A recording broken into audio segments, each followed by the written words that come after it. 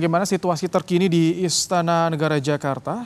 Perdana Menteri Republik Korea Selatan, Han Duck-soo, yang sebentar lagi akan tiba di kawasan kompleks Istana Negara untuk bertemu dan diterima langsung oleh Presiden Prabowo Subianto. Ini bicara soal Korea Selatan yang saat ini kesenian dan juga budayanya tampaknya disorot oleh warga di Indonesia, Mbak Putri ya.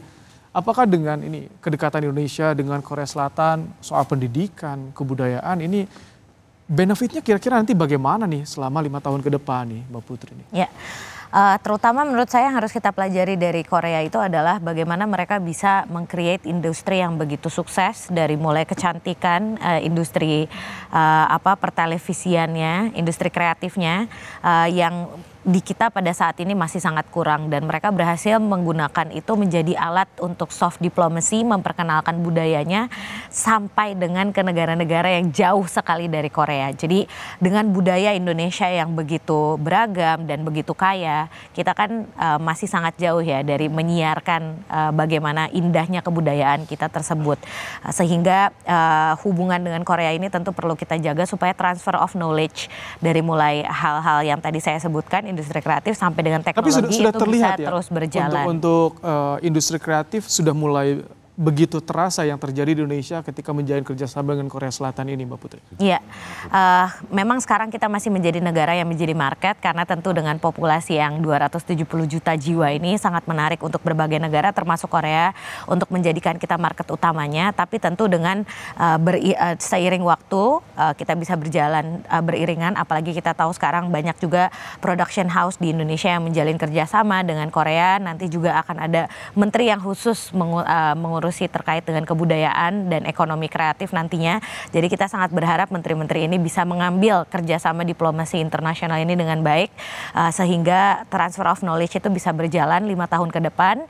Suatu saat nanti kita bisa menjadi the new Korea di Asia Tenggara. Oke, jika melihat high profile internasional, Mas Adi, tadi ada komitmen juga pada rakyat pemberantasan korupsi, melihat tamu-tamu negara yang hadir saat ini, Mas Adi, bagaimana Anda membacanya?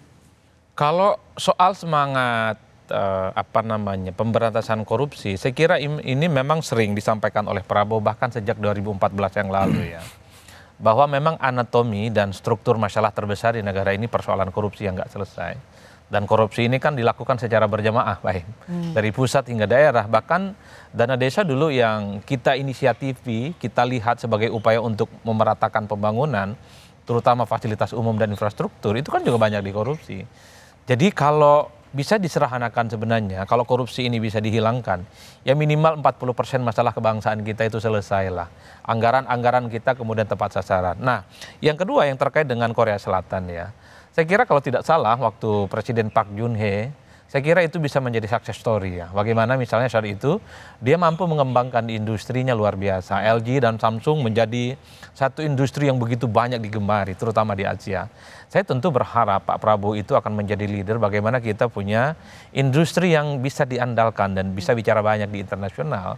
Karena kalau bicara Korea tentu apa yang disampaikan oleh Mbak Putri cukup bagus ya, bahwa kebudayaan bisa melahirkan satu insentif ekonomi yang cukup besar, terutama drakor-drakor dan industri seni yang saya kira memang dalam banyak hal bisa dibanggakan. Tapi kalau bicara tentang industri yang lain seperti Samsung, kemudian LG, itu adalah industri lain yang saya kira membuat kerinduan kita bahwa kita sebagai bangsa besar itu juga ada sesuatu yang bisa dibicarakan di kelas internasional. Masa iya sih kita nggak punya insinyur, punya engineer yang ahli bisa memproduksi satu apapun. Jenis handphone kita nggak punya, kendaraan nggak punya, sepatu nggak punya. Masa iya nggak bisa kita? Oleh karena itu, orang ini melihat Pak Prabowo ini kan cukup powerful. Satu, pengalaman internasional. Yang kedua, ketua umum partai ya. Jaringan politiknya luar biasa. Per hari ini itu disupport oleh kekuatan politik yang luar biasa. Yang saya sebut nyaris tak ada partai politik pun di negara ini yang mau jadi oposisi. Ini yang saya kira harus dijadikan sebagai resource. Siapa tahu dalam kurun waktu 3 tahun, 4 tahun, 5 tahun yang akan datang, ada fondasi industri yang kita banggakan. Jadi ini yang saya kira akan menjadi hal yang bisa dibanggakan kita di kemudian hari. Saya melihat Korea Selatan di tangan Park Geun-hye itu luar biasa. Tiba-tiba orang menjadi demam Samsung loh di mana-mana.